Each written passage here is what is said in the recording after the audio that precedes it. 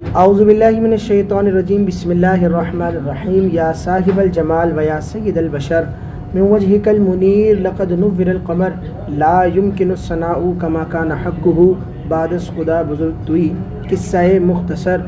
و ابید یستسقى الغمام بوجهه سمال الیتام عصمت للاراملین۔ ناظرین محترم، سحری ٹرانسمیشن علماء کرام کے ساتھ آپ کا میزبان محمد اسد قادری آپ کے سامنے حاضر خدمت ہے۔ رمضان المبارک کا بابرکت مہینہ ہمارے درمیان موجود ہے اور عشرہ رحمت جو ہے وہ ابھی چل رہا ہے۔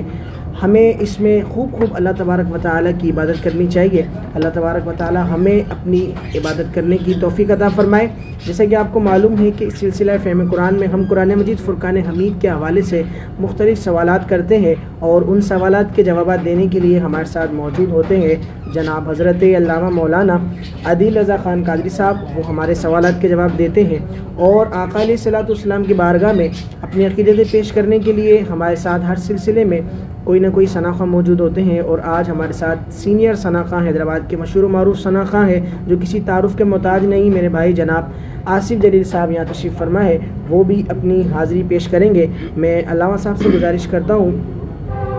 کہ تلاوت کلام مجید فرقان حمید سے اس سلسلے کا آغاز فرمائیں کہ شاعر نے فرمایا کہ صحرا میں جنگلوں میں بیابان میں پڑھو،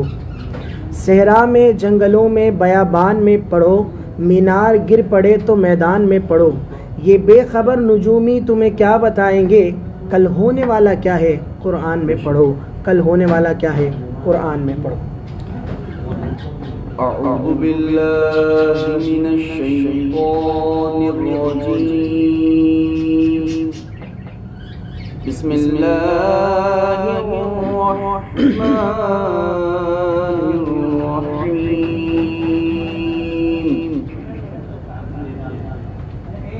ولا يجرمنكم شنآن قوم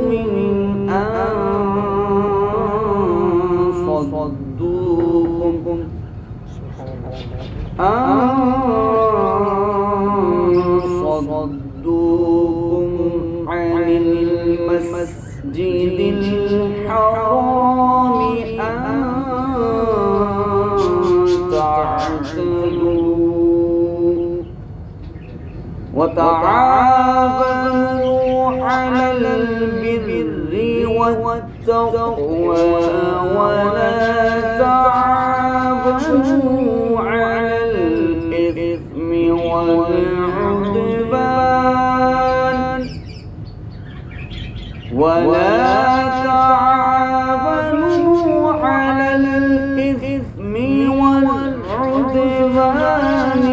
واتقوا الله إن الله شديد العقاب، صدق الله العظيم۔ سبحان اللہ، ماشاء اللہ۔ اللہ تبارک و تعالیٰ کے بابرکت کلام سے اس ٹرانسمیشن کا، اس سلسلے کا جو ہے آغاز ہو چکا ہے، اور میں گزارش کرتا ہوں ہمارے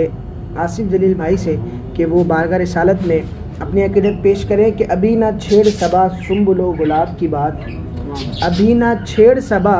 سنبل و گلاب کی بات، ابھی ہم نبی کے پسینے کی بات کرتے ہیں کہ بلبل کو چین ملتا ہے باغوں کے پھول میں، بلبل کو چین ملتا ہے باغوں کے پھول میں، دل کو سکون ملتا ہے نعت رسول میں، دل کو سکون ملتا ہے نعت رسول میں۔ آصف جلیل صاحب۔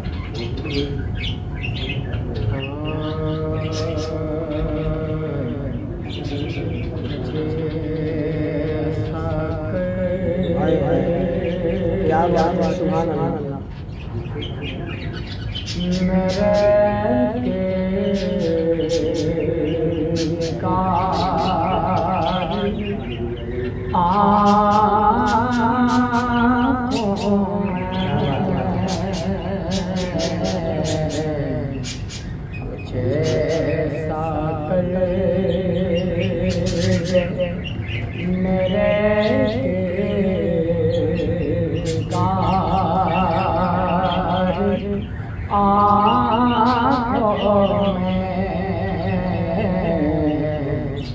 ہمیشہ نقش رہے روئے یار آنکھوں میں، اور انہیں نہ دیکھا تو کس کام کی ہیں گے آنکھیں، انہیں نہ دیکھا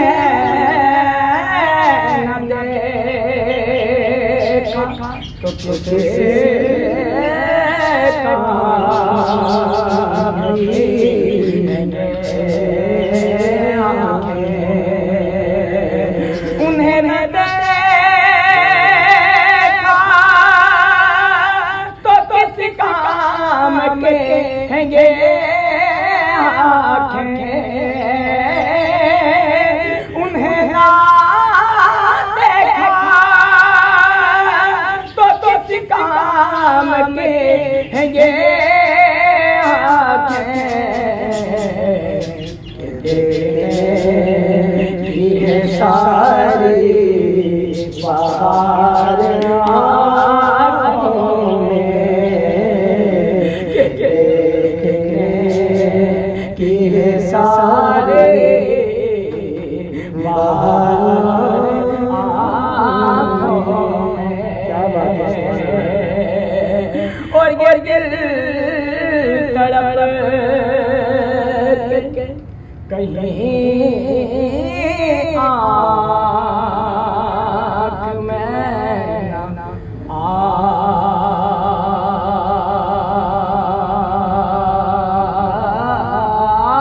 جائے،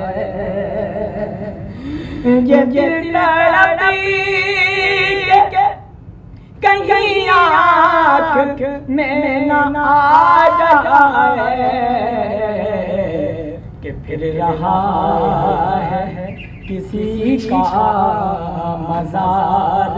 آنکھوں میں، کہ پھر رہا ہے کسی کا مزار آنکھوں میں، کچھ ایسا کر کے میرے کردگار آنکھوں میں۔ سبحان اللہ، ماشاء اللہ، بڑی خوبصورت انداز میں آقا علیہ الصلوۃ والسلام کی بارگاہ میں اپنی عقیدت پیش کر رہے تھے اور دیکھنے کے حوالے سے کلام پیش کر رہے، تو جنہوں نے سرکار کو دیکھا تو انہوں نے دیکھیں سرکار علیہ الصلوۃ والسلام کو جنہوں نے قریب سے دیکھا تو انہوں نے بھی مدح و سرائے بیان فرمائی، جنہوں نے دور سے دیکھا انہوں نے بھی آقا علیہ الصلوۃ والسلام کے اوصاف کو ذکر کیا۔ قریب سے دیکھنے والے تھے تو حضرت حسان بن ثابت نے فرمایا وَأَحْسَنُ مِنْ قَلَمْ تَرَكَتْ عَيْنِي وَأَجْمَلُ مِنْ قَلَمْ تَلِدِ النِّسَاء خُلِقْتَ مُبَرَّأً مِنْ كُلِّ عَيْبٍ كَأَنَّكَ قَدْ خُلِقْتَ كَمَا تَشَاءُ۔ اور جب سرکار علیہ الصلوۃ والسلام کو دور سے پیر سید مہر علی شاہ صاحب نے دیکھا تو آپ نے فرمایا مکھ چند بدر شاشانی ہے، متھے چمکے لاٹھ نورانی ہے، کالی زلف دے اکھ مستانی ہے، مخمور اکھیں ہن مدبریاں۔ اور جب حضرت ابو ہریرہ نے سرکار علیہ الصلوۃ والسلام کے حسن کو دیکھا تو فرمایا ما رأیت احسن شیئا من رسول اللہ، میں نے حضور سے بڑھ کر حسین کسی شے کو نہ پایا۔ اور پھر جب دور سے بریلی کے تاجدار نے دیکھا تو بریلی کے تاجدار نے فرمایا کہ وہ کمال حسن حضور ہے کہ گمان نقص جہاں نہیں، یہ پھول خار سے دور ہیں، یہ وہ شمع کہ دھواں نہیں، تیرے تو وصف عیب تناہی سے ہے بری، حیران ہوں میرے شاہ ہمیں کیا کیا کہوں تجھے۔ شیخ سعدی نے حضور کے حسن کو دیکھا، شیخ سعدی نے حضور کے حسن کو دیکھا تو فرمایا بلغ العلا بکمالہ کشف الدجا بجمالہ حسنت جمیع خصالہ صلو علیہ وآلہ۔ حضور علیہ الصلوۃ والسلام کے اگر حسن و جمال کی بات کی جائے تو یقیناً حالانکہ رتیاں ختم ہوئیں اور قلم ٹوٹ گئے پر تیرے اوصاف کا ایک باب بھی پورا نہ ہوا۔ حضور علیہ الصلوۃ والسلام کے اگر اوصاف کی بات کی جائے، حسن و جمال کی بات کی جائے تو یقیناً اس کے لیے ہمیں کافی صدیاں درکار ہے، کافی صدیاں درکار ہے۔ مختصر یہی کہوں گا کہ مختصر یہی کہوں گا جو میرے امام نے کہا، لیکن رضا نے ختم سخن اس پہ کر دیا، خالق کا بندہ خلق کا آقا کہوں تجھے۔ آئیے اب سوالات کی جانب چلتے ہیں۔ علامہ صاحب سے میں سوال کروں گا کہ علامہ صاحب یہ بیان فرمائیں گے کہ اللہ رب العزت کے نزدیک جو ہے وہ کون سا دین جو ہے وہ زیادہ افضل ہے، جس کا ذکر قرآن مجید فرقان حمید میں بھی رب نے ارشاد فرمایا ہے؟ اعوذ باللہ من الشیطان الرجیم، بسم اللہ الرحمن الرحیم۔ ان الدین عند اللہ الاسلام، صدق اللہ العظیم و صدق رسولہ النبی الکریم الامین۔ توئی تسکین دل آرام جاں صبر و قرار من، رخ پر نور جانے بے قرارم یا رسول اللہ۔ پہلے تو یہ بات ذہن نشین کر لی جائے کہ دین کئی ایک ہیں، اور کوئی بتوں کی عبادت کرنے والا ہے تو کوئی سورج کو سجدہ کرنے والا ہے، کوئی آگ کی عبادت کرنے والا ہے، تو کوئی چاند کی پوجا کرنے والا ہے۔ لیکن اللہ رب العزت قرآن کریم فرقان حمید میں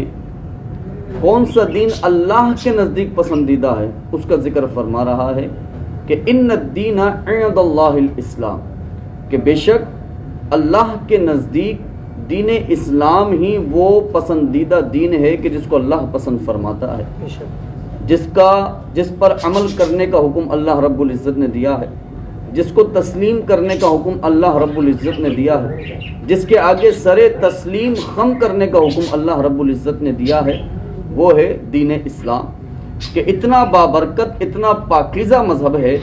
کہ جس کے اندر اللہ رب العزت بہن کے حق کو بھی بیان کر رہا ہے، بھائیوں کے حق کو بھی بیان کر رہا ہے، ساس سسر کے حق کو بھی بیان کر رہا ہے، والدین کے حق کو بھی بیان کر رہا ہے، اولاد کے حقوق بھی بیان کر رہا ہے، زوجین کے مابین کے حقوق بھی بیان کر رہا ہے، حلال اور حرام کا امتیاز بھی بیان کر رہا ہے، کون سی چیزیں آپ کی دنیا اور دین خراب کر دیتی ہیں اس کا بھی بیان کر رہا ہے، کون سی چیزیں آپ کے دین اور دنیا کو سنوار دیتی ہیں اس کا بھی بیان کر رہا ہے۔ الغرض یہاں تک کہ اخلاقیت کیا ہے یہ دین اس کو بھی بیان کرتا ہے کہ یہ اخلاقیت کا تقاضا ہے کہ جو آپ کی زندگی کے اندر حسن پیدا کر دیتا ہے، معاشرے میں جینے کا صحیح سالم معتبر طریقہ یہ دین اسلام ہمیں سکھاتا ہے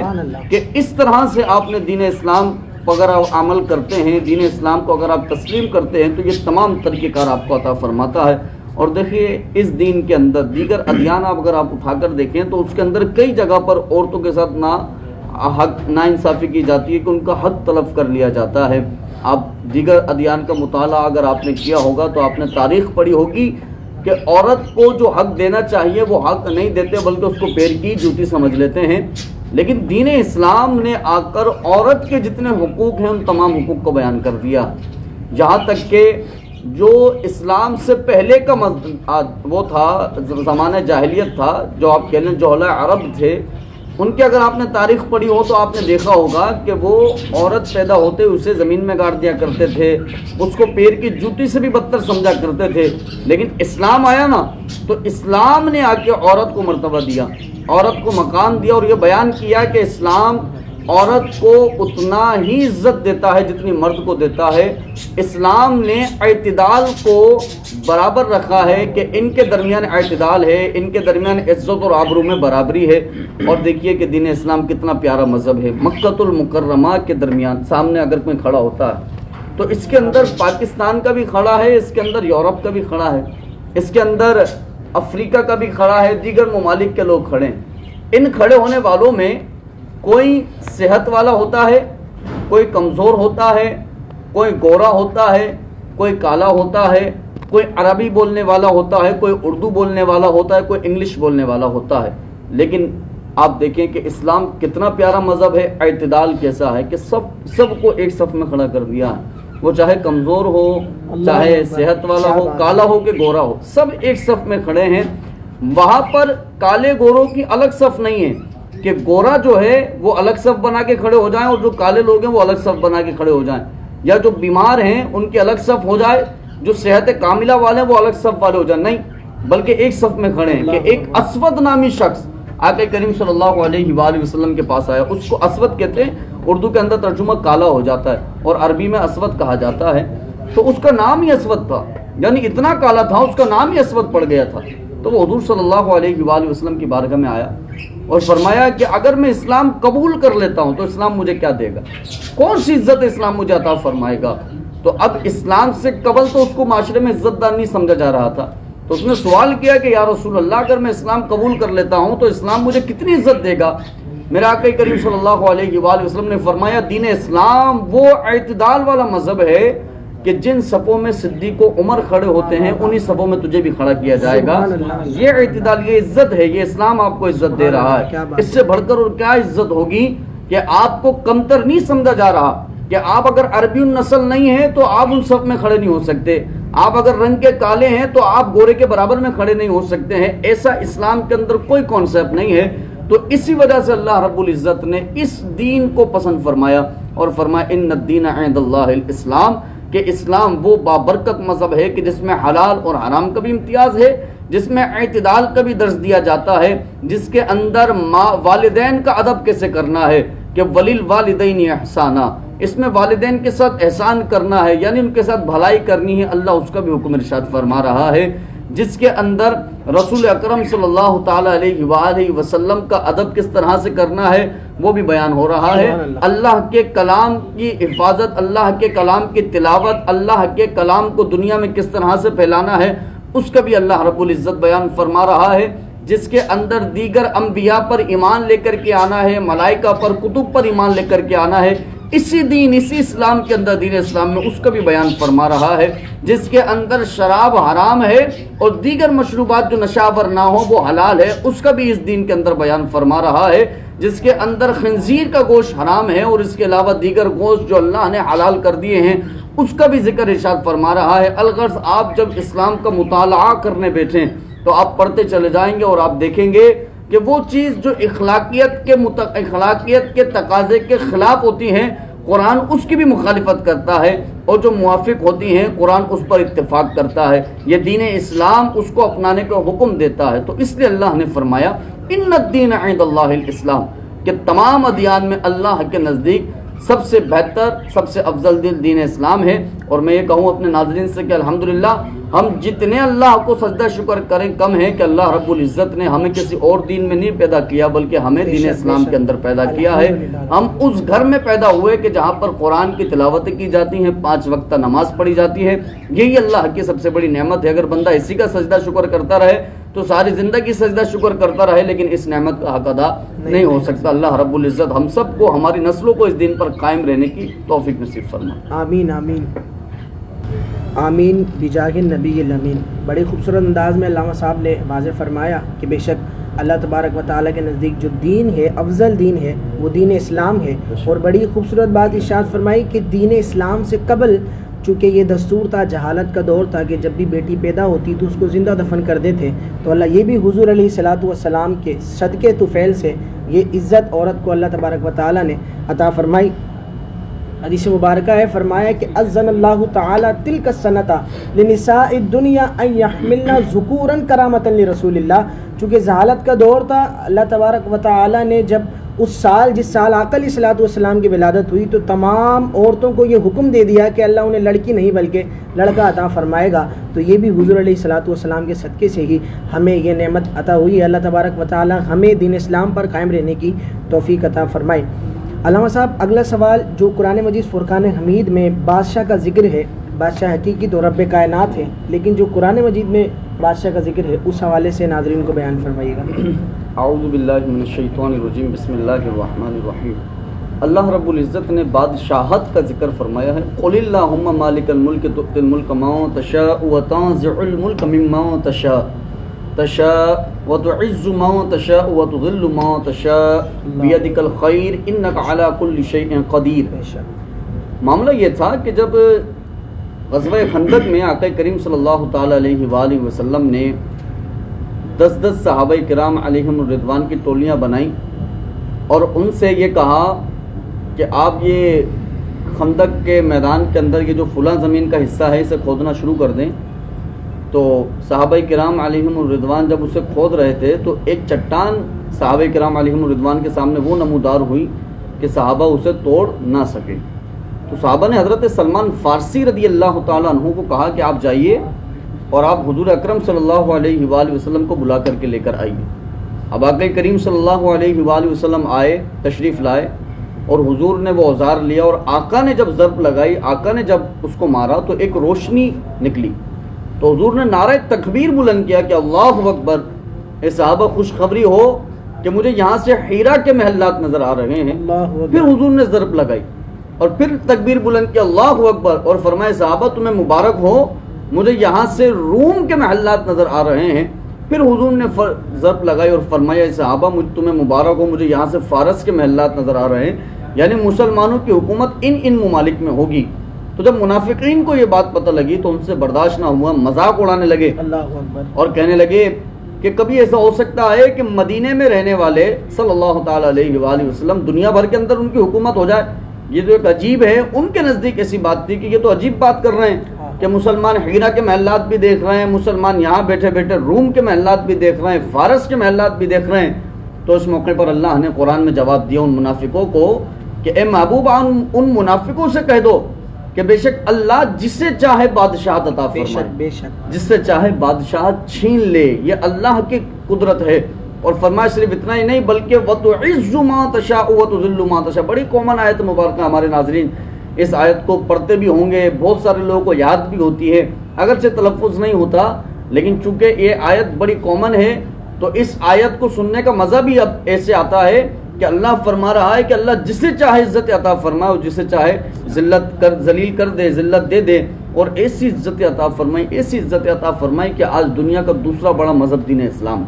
اگر آپ دنیا میں لوگوں کے ایوریج نکالتے ہیں تو 34% دنیا میں عیسائی ہیں، سب سے بڑا مذہب عیسائی۔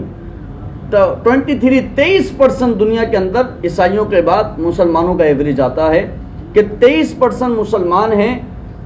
عیسائیوں کے بعد، پھر اس کے بعد دیگر ایوریج ہو جاتے ہیں۔ تو اللہ رب العزت نے ساری دنیا کے اندر دین اسلام کو پھیلایا، اور آج دنیا کے خطے میں الحمدللہ مسلمان پایا جاتا ہے، کلمہ توحید لا الہ الا اللہ محمد رسول اللہ صلی اللہ تعالیٰ علیہ وآلہ وسلم کو پڑھنے والا پایا جاتا ہے۔ کئی اکثر جگہوں پر رسول اکرم صلی اللہ علیہ وآلہ وسلم کا عاشق پایا جاتا ہے، حضور سے محبت کرنے والا پایا جاتا ہے۔ تو اللہ نے فرمایا اللہ جسے بادشاہت عطا فرمائے، جس سے بادشاہت چھین لے۔ تو میں اپنے ناظرین سے یہ بات عرض کرنا چاہوں گا کہ دیکھیے، کبھی بھی آپ کے نصیب میں اگر عزت ہے اور ساری دنیا ایک طرف ہو جائے وہ آپ کو ذلیل کرنا چاہے تو ساری دنیا مل کر بھی آپ کو ذلیل نہیں کر سکتی ہے۔ آپ کا ایمان ہونا چاہیے اللہ کے قرآن پر، اللہ کے کلام پر، اور اگر نصیب میں ذلت ہے اور ساری دنیا مل کر آپ کو عزت دینا چاہے تو عزت نہیں دے سکتی ہے۔ اگر نصیب کے اندر ذلت ہے، اس بات پر بھی ایمان ہونا چاہیے۔ تو ہمارے یہاں صرف عزت کی خاطر بندہ شہرت کی خاطر، بادشاہت کے خاطر وہ ناجائز وہ حرام کام کرتا چلا جاتا ہے، لوگوں کی اس طرح سے دل آزاری کرتا چلا جاتا ہے کہ اس کو معلوم ہی نہیں ہوتا کہ میں نے عزت کی چاہت کے لیے کتنے لوگوں کا دل توڑ دیا ہے، کتنے ہی لوگوں کو ذلیل کر دیا ہے، کتنی ہی جگہ میں نے لوگوں کو رسوا کر دیا ہے صرف عزت اور بادشاہت کی چاہت میں۔ تو یاد رکھیے گا اللہ رب العزت نے آپ کو جتنا دیا ہے اسی میں آپ خوش رہیں، اور جو اللہ رب العزت نے آپ کو عطا فرما دیا ہے اس پر اللہ کا شکر ادا کرتے رہیں، بجائے اس کے کہ میں عزت کے خاطر لوگوں سے حسد کرتا رہوں، بجائے اس کے کہ میں بادشاہت کے خاطر آگے بڑھنے کی خاطر اس فکر میں ڈوبا رہوں کہ میں اس کی ٹانگ کھینچ کر اور اس کی جگہ پر آ جاؤں اور وہ والی عزت جو وہ بندہ پا رہا ہے وہ مجھے ملنا شروع ہو جائے۔ تو یاد رکھیے کہ اگر مقدر میں نہیں ہے تو آپ اس طرح سے اس سے عزت حاصل نہیں کر سکتے جب تک کہ اللہ آپ کو عزت دینا نہ چاہے۔ تو ہمارے یہاں یہ عزت اور بادشاہت کے چکر میں حسد کا معاملہ بھی آ جاتا ہے، عزت اور بادشاہت کے چکر میں قتل کا معاملہ بھی آ جاتا ہے، عزت اور بادشاہت کے چکر میں دل آزاری کا معاملہ بھی آ جاتا ہے، عزت اور بادشاہت کے چکر میں بہتان کا معاملہ بھی آ جاتا ہے، الزام تراشیوں کا معاملہ بھی آ جاتا ہے، یہاں تک کہ عزت اور بادشاہت کے چکر میں لوگ اپنے سگوں کا بھی گلا دبا دیا کرتے ہیں، اپنے اہل علم علماء ائمہ اور دیگر جو اسلام نے جن کو معزز کہا ہے ان کی بھی بے حرمتیاں کرتے چلے جاتے ہیں صرف عزت اور بادشاہت کے چکر میں۔ تو اللہ نے جتنا دیا ہے اس میں خوش رہنا سیکھ جائیں کہ اللہ نے مجھے جتنا دیا ہے میں اس میں خوش ہوں، یہ اللہ کی تقسیم کاری ہے، میں اللہ کی تقسیم کاری پر اعتراض کرنے والا نہیں بنتا کہ فلاں اس ہماری فیلڈ کا، بعض اوقات ایسا ہوتا ہے نا ہماری ہم فیلڈ کا ہوتا ہے اور ہماری ہم فیلڈ کا ہم سے آگے ہو تو اب جا کے ہمیں تھوڑا سا برا سا لگتا ہے کہ یار میں پرانا ہوں یہ نیا ہے اور آتے ہی یہ مجھ سے آگے نکل گیا ہے، لوگ اس سے زیادہ عزت دے رہے ہیں، اس کی زیادہ حیدرآباد کے اندر یا کراچی یا پاکستان کے کسی خطے میں اس کی زیادہ بادشاہت ہے، تو یاد رکھیے گا اللہ رب العزت نے کئی ساری نعمتیں آپ کو وہ دی ہوتی ہیں جو آپ سے آگے بڑھنے والے کے پاس نہیں ہوتی. ہم اس بات کو بھول جایا کرتے ہیں. کئی صلاحیتیں اللہ نے آپ کو وہ دی ہوتی ہیں جو اس کے پاس صلاحیت نہیں ہوتی ہے، کئی ساری. تو بندہ اگر اپنی صلاحیتوں پر اپنی نعمتوں پر غور کرے تو وہ اللہ کو پھر سجدہ شکر کرتا ہے کہ مولا بھلے وہ مجھ سے آگے جا رہا ہے لیکن صلاحیت اور نعمتوں کے معاملے میں اس سے آگے ہوں. اور یقین کیجئے اللہ رب العزت کے نزدیک متقی عزت دار ہوتا ہے، جو تقوی والا ہو، نہ کہ وہ کہ جو شہرت والا ہے، پیسے والا ہے، گاڑی بنگلے والا، وہ عزت دار نہیں ہوتا. بلکہ قرآن کہتا ہے کہ اللہ کے نزدیک عزت دار کون ہے؟ اللہ کے نزدیک متقی عزت دار ہے. تو اگر عزت دار بننا ہے تو معاشرے میں عزت دار، معاشرے کے لیے عزت دار نہیں بننا کہ دنیا مجھے عزت دار کہنے لگ جائے، بلکہ عزت دار اللہ کے لیے بننا ہے کہ اللہ کے نزدیک میں عزت دار ہو جاؤں. اور وہ عزت دار کب ہوگا؟ کہ جب وہ تقوی اختیار کرے، پرہیزگاری اختیار کرے، اور اللہ تبارک و تعالیٰ کے حلال اور حرام کردہ جو فرق ہے اس فرق کو سمجھے، اور جس چیز سے اللہ نے منع کر دیا ہے اس سے اجتناب کرے، جس کا حکم دے دیا اس پر عمل کرتا رہے. اگر یہ تمام لوازمات پورے کرے گا تو اللہ رب العزت اسے یہاں بھی عزت عطا فرمائے گا، حشر میں بھی عزت عطا فرمائے گا. اللہ ہم سب کے سروں پر عزتوں کا تاج نصیب فرمائے. جزاک اللہ خیرہ. اور بڑی ایک امپورٹنٹ جو ہے وہ پہلو کی طرف علامہ صاحب نے بھی بات کی ہے، جو کہ ایک کامن ہمارے یہاں رائج ہو چکا ہے کہ اپنی فیلڈ کا بندہ، بالخصوص میں جو نعت خوانی کے حوالے سے جو اس طرح کی فیلڈ ہے، اور بھی اگر آپ دنیاوی فیلڈ کے حوالے سے بات کریں تو اگر ہم اس فیلڈ کا سروے کریں تو نظر یہ آتا ہے کہ وہی بات جو علامہ صاحب نے ذکر کی کہ یہ تو ہمارے ساتھ تھا، اب یہ اتنی آگے نکل گیا، یہ تو ہمارے ساتھ تھا، اب یہ کہاں سے جو ہے وہ اتنی آگے چلا گیا. بجائے یہ کہ ہم اس کی خامیاں تلاش کریں، we should find our own specialities. ہمیں خود کو اپنی جو ہے وہ قابلیت تلاش کرنی چاہیے کہ اللہ نے ہمیں کیا دیا ہے ہمارے اندر بھی. اور ایک بات یاد رکھیے گا، اللہ تبارک و تعالیٰ نے ہر انسان کے اندر کوئی نہ کوئی خصوصیت، کوئی نہ کوئی اسپیشلٹی ضرور پیدا کی ہے. اگر بندہ خود تلاش کرے تو وہ اسے بآسانی ڈھونڈ سکتا ہے. لیکن افسوس کی بات یہ ہے کہ بجائے اپنی خصوصیت اپنے آپ کے اندر اپنی خامیاں دور نہیں کرتے اور پھر دوسروں پہ حسد کر رہے ہوتے ہیں کہ بندہ اپنی. اچھا یہ بھی تو دیکھیں نا، جیسے آپ کہہ رہے ہیں کہ وہ آگے نکل رہا ہے تو وہ آگے کیوں نکل رہا ہے؟ آپ بھی تو سوچیں نا اس بات کو کہ وہ آگے کیوں نکل رہا ہے. ایسا تو نہیں وہ آپ سے زیادہ محنت کر رہا ہو، ایسا تو نہیں ہے کہ آپ پرانے تو بھلے ہیں لیکن آپ کی محنت کم ہو، آپ نے جو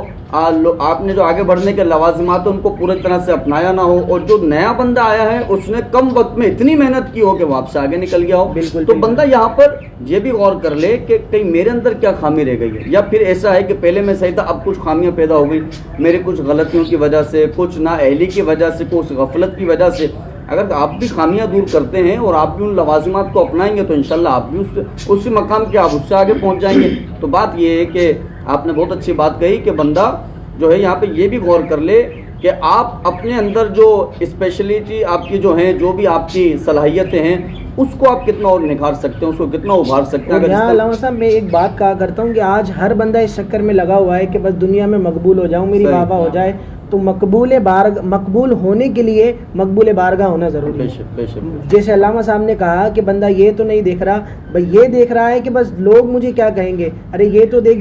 جس رب نے تجھے پیدا کیا ہے وہ اس کا تیرے بارے کے اندر کیا جو ہے وہ تیری منشا، اس کی منشا ہے تیرے حوالے سے. تو ہم فیس بک پہ ایک پوسٹ اپلوڈ کر کے ہماری فطرت ہوتی ہے کہ ہم دیکھ رہے ہوتے ہیں اب 5 لائک ہو گئے، اب 10 ہو گئے، اب 12 ہو گئے، 12 کے بعد 20 ہو گئے.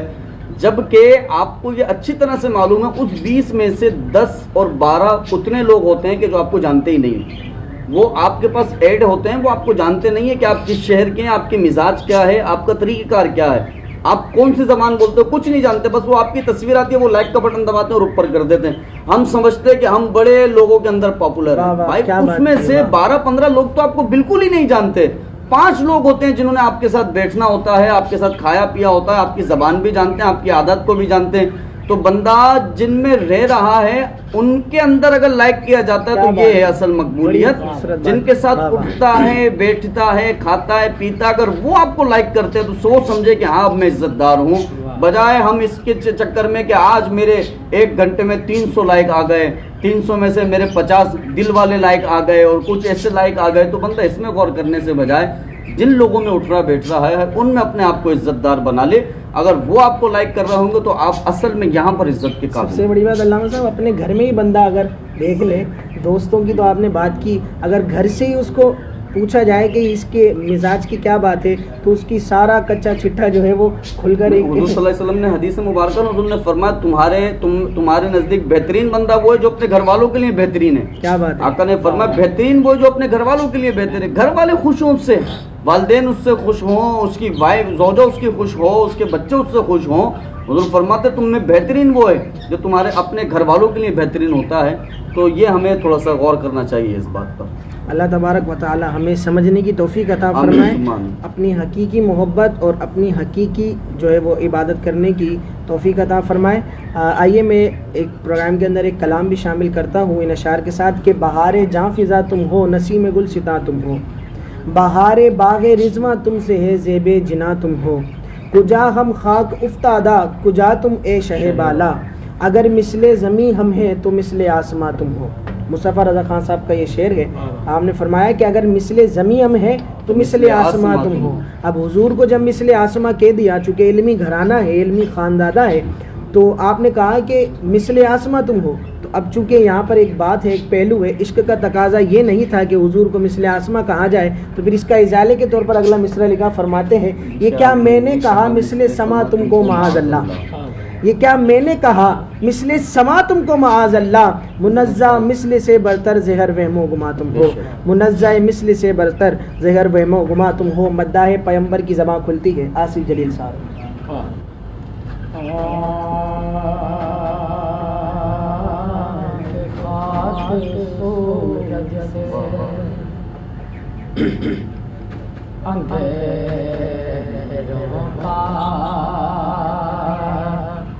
ازالہ ہوگا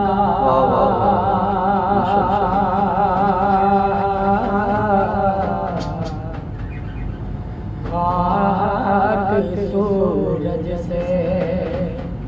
اندھیروں کا ازالہ ہوگا، آپ آئے میرے گھر میں اجالا ہوگا، آپ آئے اور اس کے سرکار کے شمع جلا لو دل میں،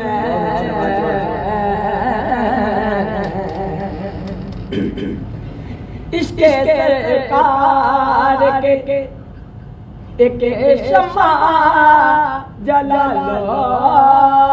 دل میں،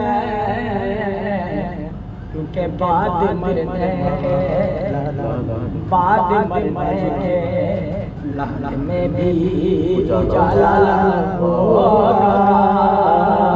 بعد مرنے اجالا ہوگا، بعد مرنے کے. اور خالد نقشبندی صاحب اپنی کلام کے بعد لکھتے ہیں کہ حشر میں ہوگا وہ سرکار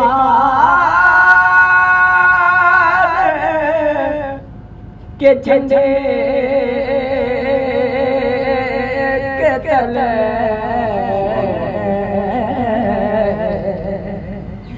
حشر میں ہوگا وہ سرکار کے جھنڈے کے تلے، میرے سرکار کا، ہاں میرے سرکار کا جو چاہنے والا ہوگا، میرے سرکار کا جو چاہنے والا ہوگا، آپ آئے تو میرے گھر میں اجالا ہوگا، خاک سورج سے اندھیروں کا ازالہ